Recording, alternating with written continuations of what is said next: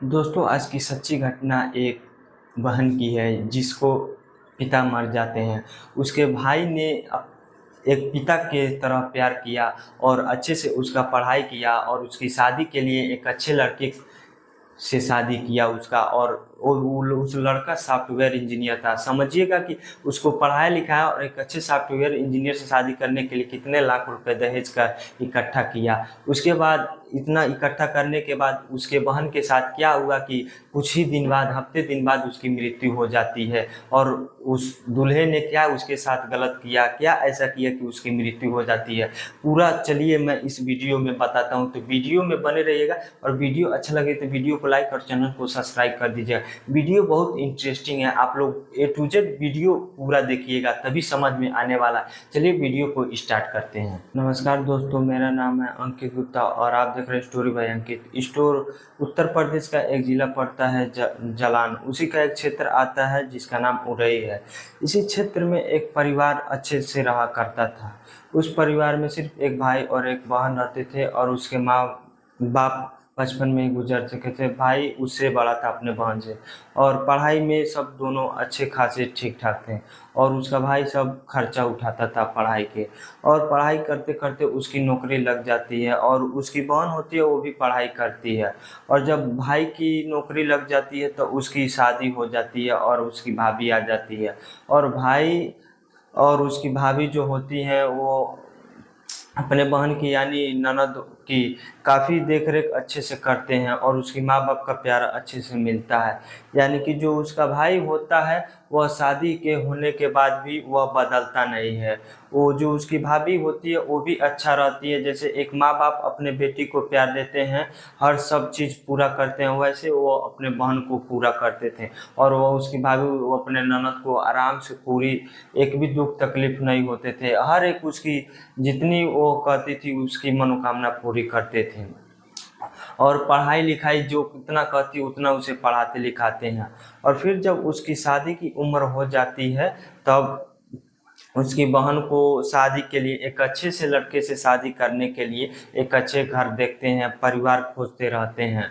और उस जो लड़का के लिए शादी के लिए खोजते हैं वह लड़का सॉफ्टवेयर इंजीनियर होता है, पढ़ा लिखा लड़का होता है और वो बहुत अमीर घर का लड़का होता है।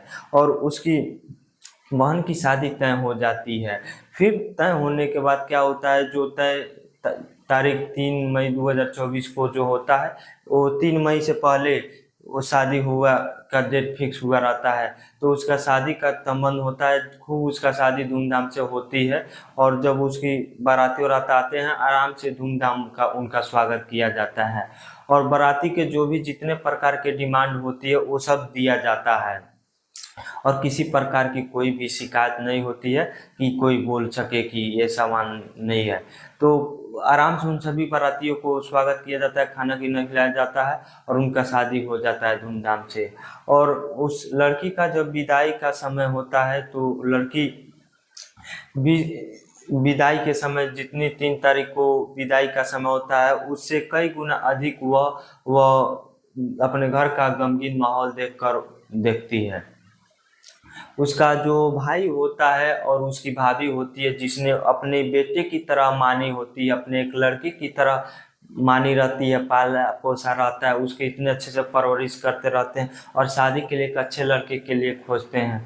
तो दोस्तों समझ ही सकते हैं उसके साथ ऐसा हुआ तो कितना दुख हो रहा होगा। काफ़ी गमगीन माहौल हुआ रहता है। फिर जो 4 तारीख को, 3 तारीख के बाद शादी होने के बाद 4 तारीख को वो विदाई हो जाता है, वो अपने ससुराल चल जाती है। और वह जो लड़का सॉफ्टवेयर इंजीनियर होता है वह उत्तर प्रदेश का ही होता है और अच्छे खासे परिवार का होता है। अब जो लड़की होती है शादी होने के बाद वो अपने ससुराल चली जाती है और वह लड़का होता है वो भी अच्छा होता है। और वह शादी के दिन जिस दिन ससुराल जाती है तो वो लड़के के साथ सबसे बातचीत, अपने घर परिवार के लोग सबसे अच्छे से बातचीत करती है। और फिर सबको खाना खिलाना होता है और रात होता है और सभी अपने अपने कमरे में जाते हैं और आराम से सो जाते हैं। लड़की भी अपने कमरे में जाती है और बेड पर बैठकर दूल्हे अपने पति का इंतजार करती है। जब दूल्हा उसके रूम में जाता है तो वह उसे देखती है। तो फिर सोचिए, वह दूल्हे को मैं सुबह की ऐसी बात बता रहा हूँ, दूल्हे की कितनी गिरी हुई मानसिकता थी कि उसके लड़के की शादी करने के बाद भी उसे लड़की पसंद है या नहीं, सब होने के बाद भी वो कहने लगे कि वो मुझे पसंद नहीं है। कैसे उस लड़की के ज़िंदगी में कैसे उतार चढ़ाव आती है वो आप समझ नहीं सकते। दोस्तों, वो जो दूल्हा होता है उसके दोस्त ने क्या सलाह दी और क्या ऐसा दी कि वो कर सके। दूल्हा एक सेक्स वर्धक गोली खाता है और उस लड़की के साथ प्राकृतिक या अप्राकृतिक की तरह से असंबंध बनाता है, और वह रात भर यह सिलसिला जारी रहता है और वह लड़की हाँफते रहती है और कुछ बोल नहीं पाती है। वह नई नवेली दुल्हन होती है, शादीशुदा नया नया नमकीन मामला होता है, यही सब होता रहता है। तो वह लड़की कुछ बोल नहीं पाती है। वह उसका सुबह बहुत ज़्यादा हालत ख़राब हो जाता है, गंभीर हो जाता है, और दूसरे दिन रात होता है, फिर वह लड़का दवाई खा लेता है और फिर उसके साथ ऐसी असंबंध बनाता है गलत से। वह लड़की अंदर से बिखर जाती है, टूट जाती है। वह उसे पता नहीं रहता है कि मैं कहाँ आ गई, किस परिवार में, किस गलत लड़के से मेरी शादी हो गई। वह लड़का इसी तरह से संबंध बनाते बनाते थक जाता है और लड़की भी कहीं ना कहीं टूट जाती है और थक जाती है। फिर सुबह क्या होता है, तो क्या होता है कि जो लड़की होती है वह चल नहीं पाती है, वह अब असमर्थ हो जाती है। तो वह उसका ससुराल था तो कुछ ना कुछ काम करना चाहिए, तो वह मन मार कर कुछ काम करती है और फिर मन मार कर तीसरे दिन वह लड़का फिर उसी के साथ वैसे करता है।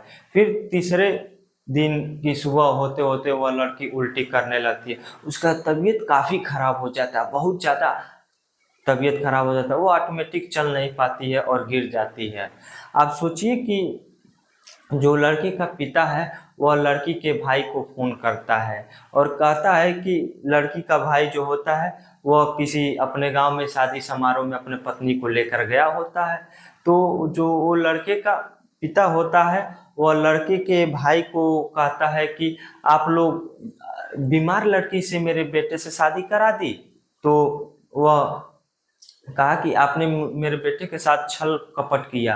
तो यह बात सुन के उसके भाई ने आश्चर्यचकित हो जाता है, हैरान हो जाता है। वो कहता है कि बचपन से मैं इसे पढ़ाया लिखाया, शादी किया, आज तक कोई इस तरह का दिक्कत परेशानी नहीं है, तो फिर ये कैसे आ सकता है, चल नहीं पा रही, कुछ काम नहीं कर पा रही, तो वह अच्छे से बात भी नहीं कर पा रही, तो कैसे क्रिटिकल केस हो सकता है, गंभीर केस हो सकता है।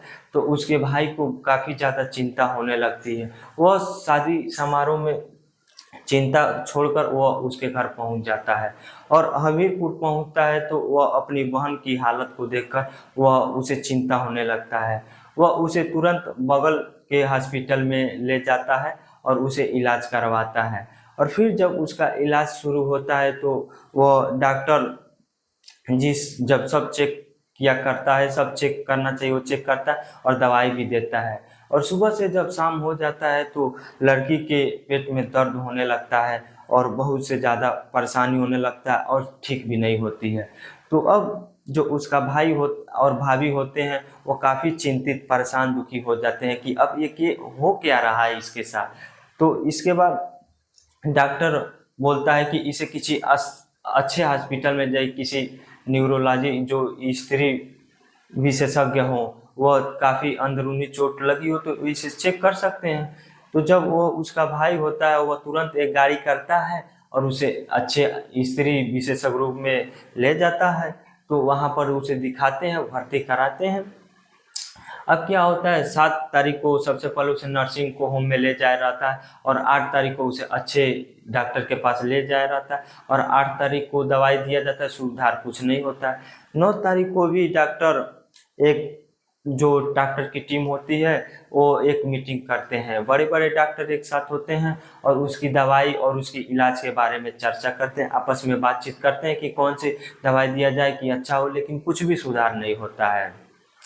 अब 10 तारीख की जो सुबह होती है वह काफ़ी गंभीर भयानक होती है। अब उसकी भाभी होती है, वह बार बार पूछती हैं और वह बताती नहीं है, कुछ भी बताती नहीं है। और फिर बहुत कसम ऐसे वैसे करने पर बताती है कि वो जो मेरे हस्बैंड हैं वह मेरे साथ दवा खाकर रात भर मेरे साथ कई बार अपर और संबंध, गलत संबंध बनाए और गलत दवाई खाकर संबंध बनाए, ऐसा किया मेरे साथ।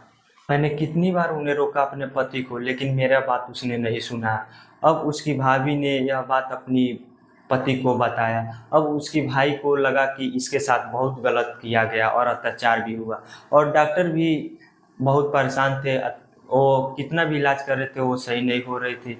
अब 10 फरवरी 2024 की बात होती है, तब उस सुबह में 3 बजते बजते उस लड़की ने अस्पताल में ही अपना दम तोड़ दी, आखिरी सांस ली, मृत्यु हो गई। सारे पत्रकार मीडिया में खबर फैल जाती है कि उसकी मृत्यु हो गई। उसकी भाभी जो होती है वह सब बाकायदे से बता देती है। वह एक गलत दरिंदे की तरह वो मेरे बहन के ननद के साथ गलत संबंध किया।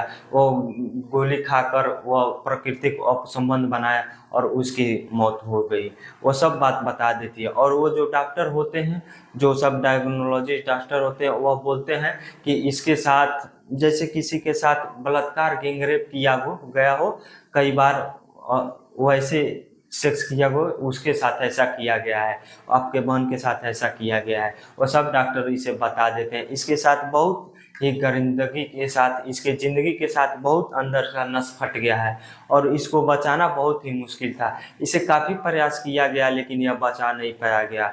वो उसका जब पोस्टमार्टम किया गया और रेप किया गया, चेकअप किया गया पोस्टमार्टम का, तो उसमें पता चला कि इसके साथ गलत संबंध बनाया गया, गैंगरेप किया गया, उसके जैसा होता है। अब उसमें रिपोर्ट आता है तो उसमें लिखा जाता है कि इसके साथ किसने किसने गैंगरेप किया गया और जान से मारने का हत्या किया गया। जो भी आरोप होता है उसके भाई लगा सकता, उसने अपने पति को, वो अपने बहन के पति को लगाया।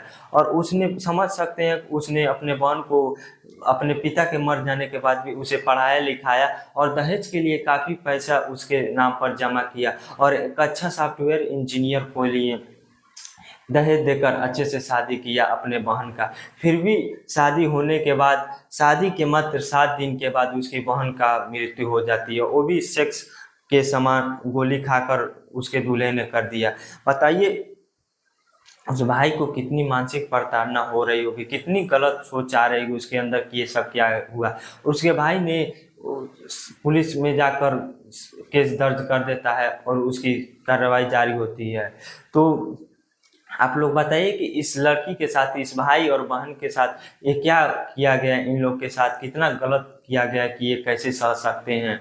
दोस्तों, अगर ऐसी घटना आप लोग के साथ होता है तो आप लोग के साथ क्या हो सकता है, और ऐसा करते हैं तो आप लोग के समाज में मानसिकता आप लोग की क्या रहेगी, वैल्यू क्या रहेगी, 0 के बराबर रहेगी। आप लोग के चरित्र के ऊपर 0% कोई विश्वास नहीं करेगा।